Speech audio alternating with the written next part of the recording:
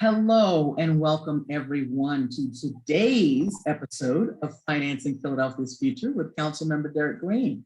This is a live Q&A about creating a Philadelphia public bank. We've been doing this for quite a while. And let's just jump right in. I am Vanessa Lowe, your moderator, and I will turn it over to Councilmember Green to give a welcome and a brief sort of update as to where we are. Well, Vanessa, thank you. It's good to see you back. As I said, you are the Oprah Winfrey Financial Information Education. And it's glad to see you back. And there's been a lot of interesting back and forth. The Public Banking Coalition and myself met with the Pennsylvania Department of Banking and Securities last week to work on some language regarding amendments. We're looking to have that circulated, and I've been in meetings today, but our goal is to have that circulated so we can introduce that amendment this Thursday. And unless anything else comes up, we hope to bring that up for a vote next week. That is the plan. I think we have been able to resolve the issues with the Pennsylvania Department of Banking and Securities. I don't see any concerns or challenges. However, you never know with the legislative process.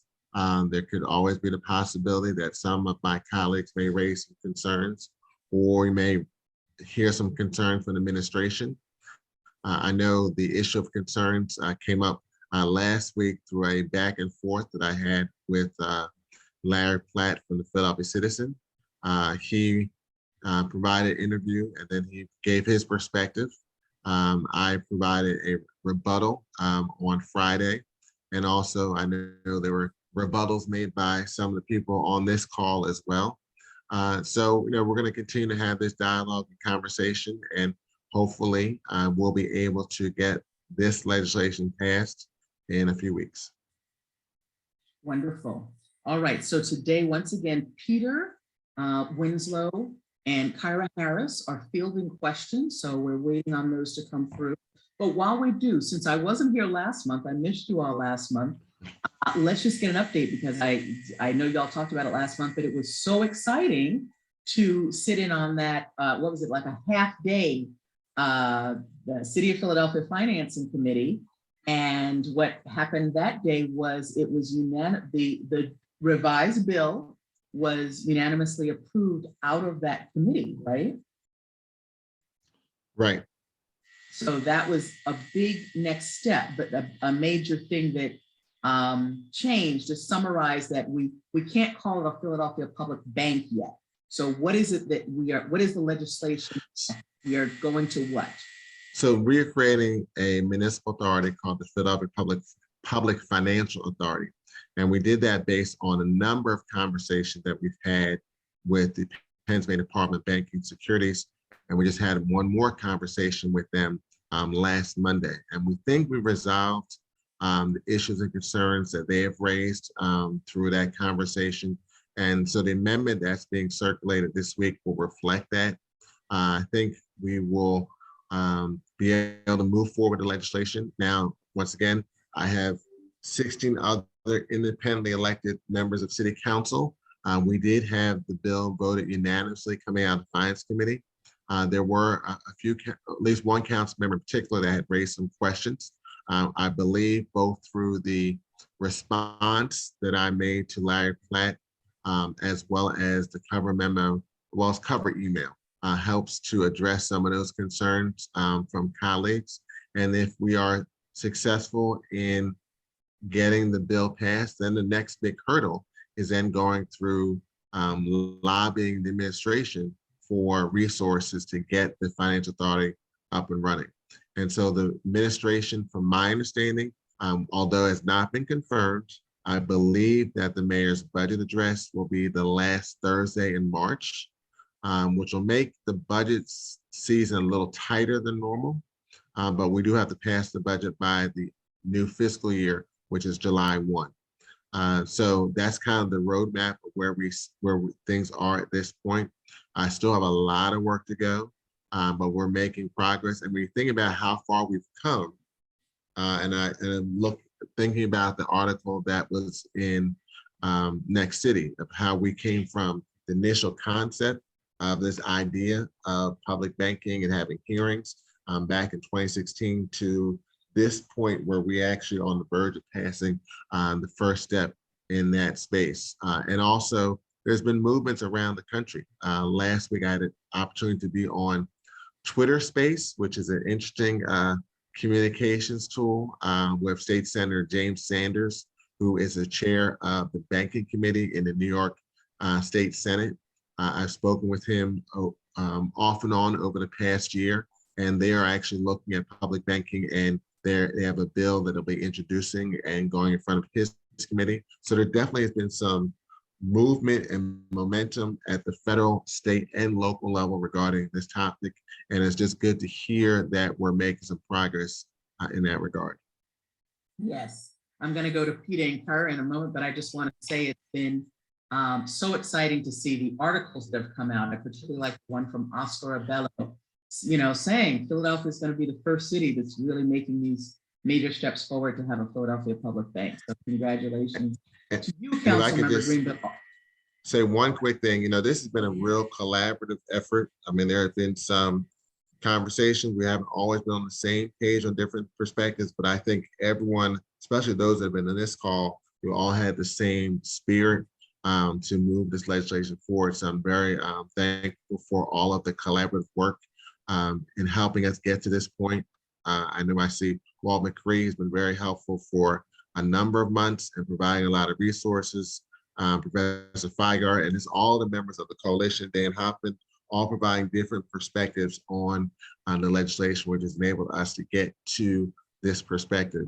And we are in February, and so in February, basketball is often something that is somewhat prominent in certain households. And we just had the NBA All-Star game, and Allen Iverson was there. And I've made this analogy before, is that we need that type of spirit that Allen Iverson brought when he came to the city. Now, when he first got to Philadelphia, not everyone liked Allen Iverson because, he had the tattoos and long shorts and the cornrows. But by the time he left his time at the Philadelphia 76ers, and that's the only team he played for in the NBA, he epitomized the spirit and the tenacity of the city. Because no matter how big the opponent, remember Allen Iverson was about 5'11", maybe 170, 180 pounds dripping wet, but he was never afraid to take on big challenges. So if it was Kobe Bryant or Shaquille O'Neal in the NBA Finals, which is similar to some of the challenges that we're dealing with this public banking initiative, from large investment banks to commercial banks, don't like the idea of people that have a community background and interest getting in what they say is their turf. So we've been able to do this with that kind of Allen Iverson mentality. And I look forward to continuing forward as we keep trying to make those wins for the city of Philadelphia. yes. Speaking of the Philadelphia Public Banking Coalition, congratulations to you all. Let's hear from Peter Winslow. Do you have any questions? Thanks, Vanessa. Coming down from a slam dunk, Deb Feigert is asking if you could please summarize the amendments, if they are technical or substantive in nature. The amendments, I think I would say is more technical. Some of the language that was in the body of the legislation, based on some of the concerns that Department of Banking and Securities, we put into the whereas clause. So we try to keep the same tenor and concept of what we're talking about. The same perspective of having two interlocking boards with the corporate board and then the policy board, still having the same characteristics that people having backgrounds in all of the same categories we talked about from the very first draft of this bill are still in the legislation. Just trying to get to a point where we're getting the path of least resistance, but also getting those that can help us. And consistently, although they've raised some concerns with some of the language of the original bill, the Pennsylvania Department of Banking and Securities have said they will work with us as we get to the phase of doing an actual public bank. So one, to try to understand and keep the perspective of what we're trying to accomplish, but also try to keep some of those potential partners with us along for this ride as we move forward with the legislation. Kyra, do you have any questions? I cannot see all of the questions that were previously placed in the chat. I got disconnected, so I don't see any additional questions on my end. Let me Okay. take over then, Kara. Thank you, Peter. Pamela Hayes has a question. If I can interpret it a little bit, we've had, I know that Councilmember Green, that you've had conversations with various parties within the financial ecosystem of Philadelphia who have at times had some skepticism, at times been more supportive of the idea. Could you talk a little about the unique role that the financial authority and eventually the public bank can play in this ecosystem, and what the attitudes are of CDFIs, PIDC, the Philadelphia Green Capital Corporation, Accelerator Fund, and other parties that presumably the financial authority and subsequently the bank will be doing business with? So yeah, it's an interesting question, because you've had some who've been on this conversation, like Greg Heller, who was one of the founders of the Accelerator Fund when he was at PHGC, Mary Rose Matitas, as well as Emily Shapira from the Philadelphia Energy Authority and the Philadelphia Green Capital Corporation, have always talked about the opportunity to work collaboratively with this new idea, this new initiative. So they have been supportive. But then you have others who have a concern that they see this entity really competing directly with what they do. And I think what I've been trying to articulate is that the Philadelphia Public Financial Authority is focusing on areas that are not traditionally addressed by traditional lending entities, both the traditional banks and the non-traditional banks that do loans. We're talking about letters of credit, guarantees for entities that are hard to lend to. And when you look at a public bank entity, that's something that definitely is different than a traditional financial institutions. So it's been a challenge in trying to educate, as some of you may have referenced in the Larry Platt article, because it's not easy to articulate all of the perspectives on this idea in a quick soundbite, because people will mix different things and confuse things, sometimes purposefully for their readers to make things not as easy to digest and understand. But it's been challenging. And the next step that we're going to have to focus on is really lobbying the administration in reference to the budget process. I'm hopeful that we'll be able to pass this with a couple of weeks before the mayor gives the budget address. But that's going to be a big push in reference to the amount of money that we put in for the initial operations. But I think we have a strong understanding of what that is based on the Accelerator Fund and also the Philadelphia Green Capital Corporation. We've been working on coming up with some numbers regarding the capitalization for this initiative, and Walt provides some great information to get us started. But there are going to still be those who are naysayers. And I think part of that is that, to be quite honest, the public sector, at least in some of the basic goods and services that have been delivered over the past year, have not been at the level that we have historically seen. When you look at some of the challenges we've had with trash pickup, some of the other just basic goods and services that come from the city have not been at the level that people have expected to see. And we need to do a better job as a city, and I include myself in that as a member of city council. So that has, I think, added to some of the comments I've heard. Well, you couldn't do this, how are you going to do that? And I think we can't think in that, well, we can't do certain things. And that goes back to that kind of Allen Iverson, dare say it, he's no longer with us, Ben Simmons mentality. I mean, we should be thinking bigger. We should be thinking bolder. We should not be thinking of, well, we can't do this. And we should move beyond what we can't do and focus more on what we can do. And I think when you have these kind of bold ideas, like a Philadelphia Public Financial Authority, a public bank, people are quick to say what we can't.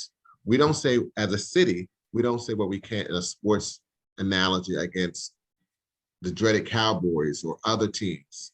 But somehow when we're thinking about big initiatives from the public sector, oh, that's just not possible. Well, if you had that same mentality when LBJ was thinking about the Great Society and so a lot of the programs that we all come to rely upon, the same perspective. So I think we've really, as a city, have to get beyond this, what we can't do, and focus on what we can. And when I think about some of the challenges we're currently dealing with, from homicides to the economy, we have, as a city, gotten through some of those things by working together. And I think we need to continue to have this type of big ideas and push the envelope. It's only when we kind of push the envelope, we get some new ideas and perspectives. And I think that's what all of you have been doing by helping push the envelope on this idea of a Philadelphia Public Financial Authority and ultimate public bank. By doing things differently, if we continue to do the same things the same way, you're going to get the same results. All right, Kyra, I'm going to come to you next, but since the issue of board was brought up, this concept has been brought up as sort of like, this is community controlled and community led. Now there are two different boards, but the legislation isn't passed. So how are we thinking about, are you thinking about how people in the community who might be watching this will apply to be on one or the other board? So can you differentiate and talk about that process? Yeah, that's actually, we spent so much time just working on legislation and then also thinking about capitalization operations. I think one of the next phases that we need to really think about is what type of process we should have to solicit input for those who want to participate, and giving people a methodology or means to say, hey, I'm interested in being on the policy board or the corporate board. And these are the characteristics of those boards, and getting people that have an interest to say, you know what, I want to participate in that. I was, vice chair of a co-op board, and now I'm retired from my 9-to-5. I want to be involved in that. Or I was on at my church, we had a credit union, and I was the head of that for a number of years, and now I want to get involved, or other type of experiences. So I think that's one of the other things we should start thinking about as we transition from what I, knock on wood, through the legislative process to now the budget process and trying to get money, but also the process of identifying people who are interested in being part of these boards. And so I think we need to do some education in taking the aspects of the legislation in reference to the qualifications, and find what's the best way to get that information out to people, and then how there's a means to receiving interest and requests and those type of conversations. But I think that's something that's going to be important to do as we are passing the bill, as we are lobbying for initial funding for the organization, but then also trying to identify those who really want to participate in this new entity. Great. Kyra, do you have a question? Yes, Vanessa, we have a question from Stan. How will we figure out the methodology by which the authority will create the bank and get it chartered? I think that also is one of the steps that, we're talking about the legislation, talking about the funding for the entity, talking about the board members, and that's another step that we have to work on.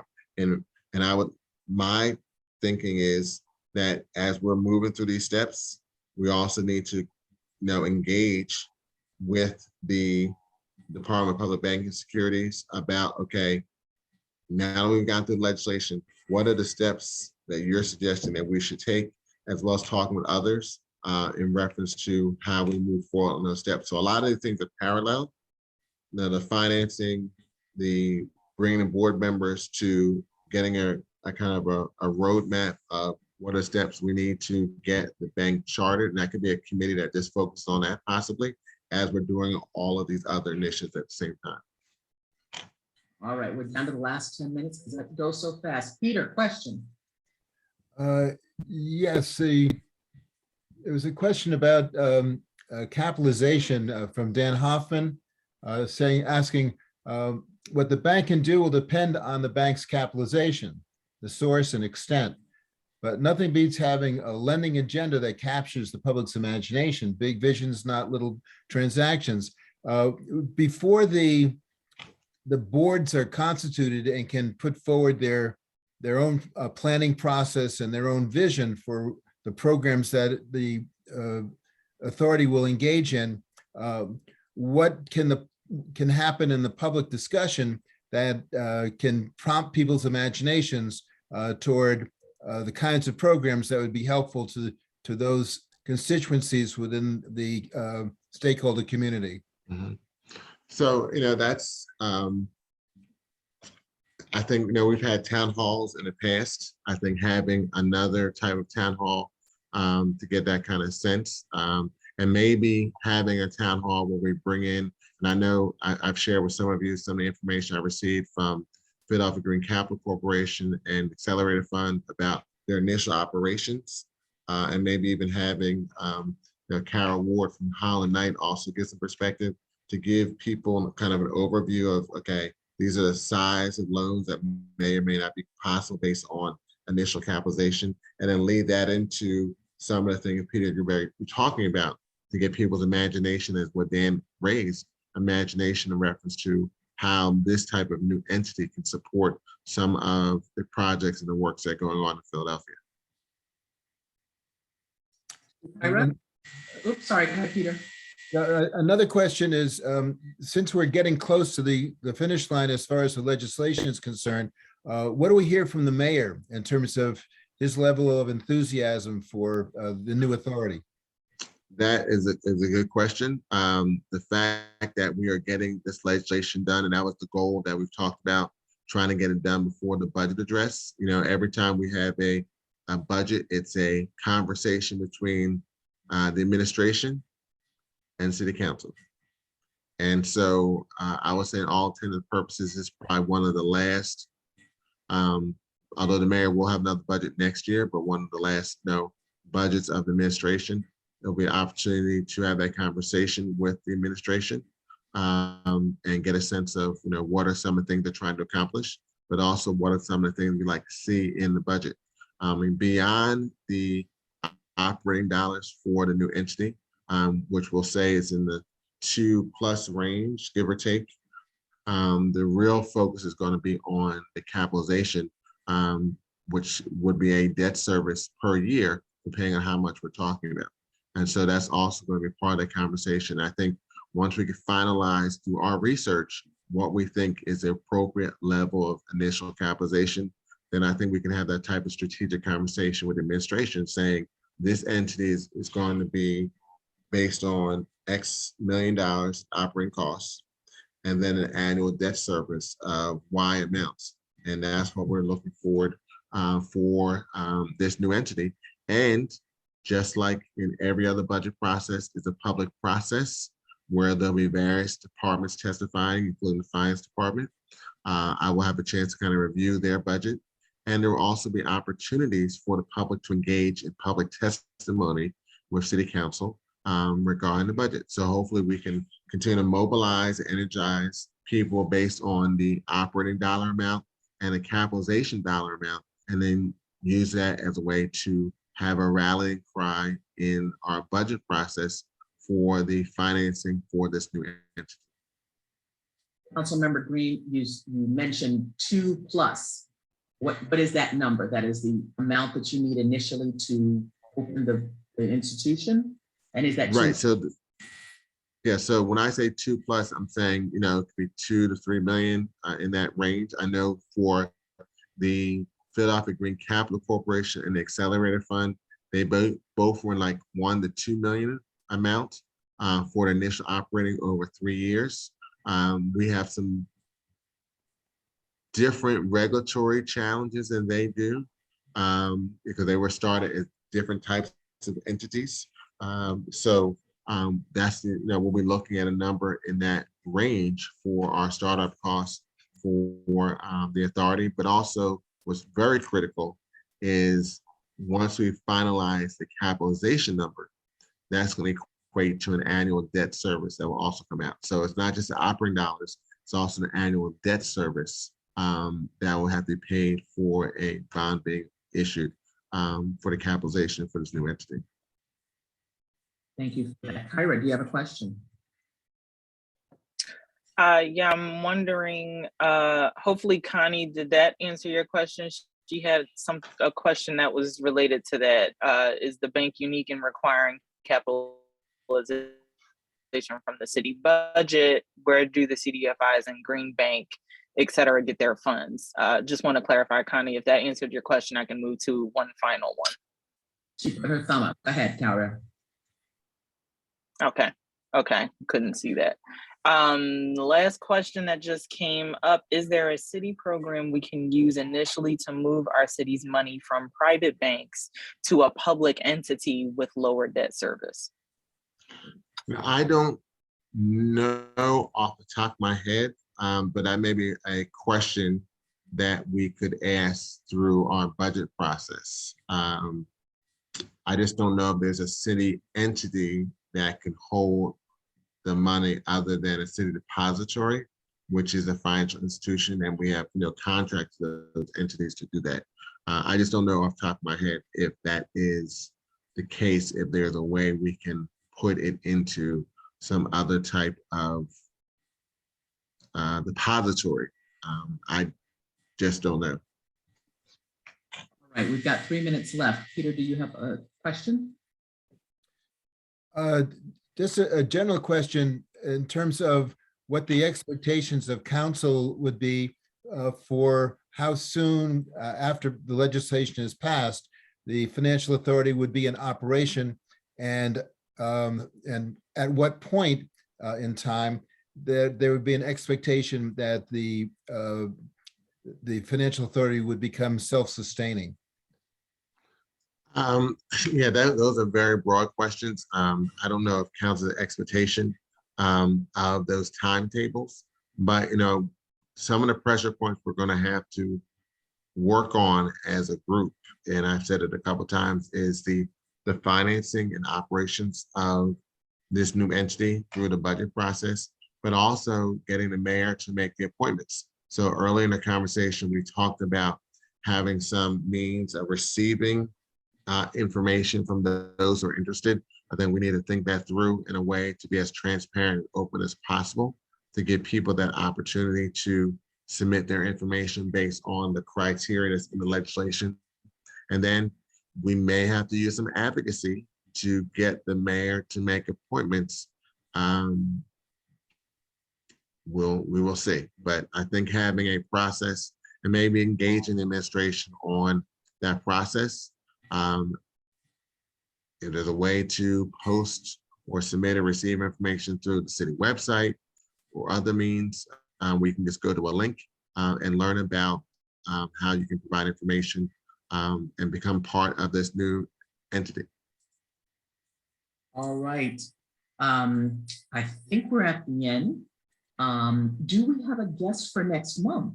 I'll ask one of the coalition members that, or will we do the familiar sort of roundtable with just Councilmember Green next month? Vanessa, because we're at the point where next month the legislation presumably will just have been passed, I think we're going to have a not a guest, but a more robust presentation of what is in the legislation, how it works, and at that point we'll have a reality to talk about, and it'll be some presentation in addition to the usual question and answer. Wonderful. There's your advertisement for next month. Councilmember Green, you want to say a closing word?